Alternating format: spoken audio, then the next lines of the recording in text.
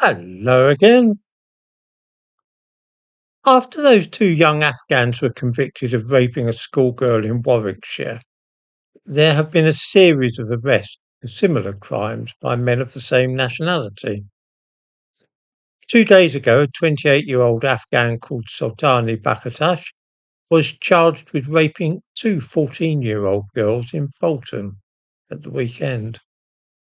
At the same time, Avon and Somerset police announced that they had charged four Afghans with the rape of a teenage girl and also the sexual exploitation of a girl in Bristol. I give links to the police statements on both these charges in the description to this video. Something which strikes us about these recent cases, including the rape of a 12-year-old girl in Nuneaton by another Afghan, is the extreme youth of the victims.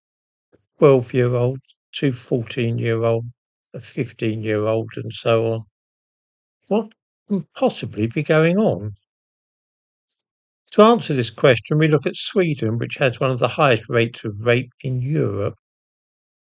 It used to have one of the lowest rates, incidentally.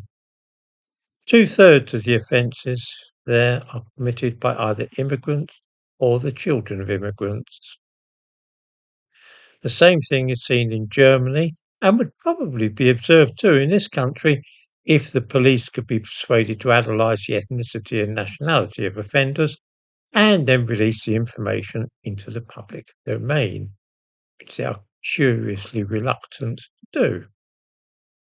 The simple truth is, immigrants from some countries, especially Muslim ones, are far more likely to commit rape than are men born in Western Europe.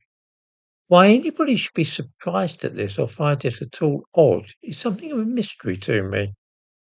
When young men come from a society where they are never allowed to get within touching distance of an unaccompanied girl and suddenly find themselves in a country where girls wander around as freely as boys, what do people think is likely to happen? Expect a lot more offences of this kind to be reported in Britain in the coming months. There are, of course, other reasons for what is happening, apart from the fact that these men come from a different culture, and I shall explore this in a further video. For now, though, it might be worth taking care around Afghans and to avoid putting temptation in their way, perhaps.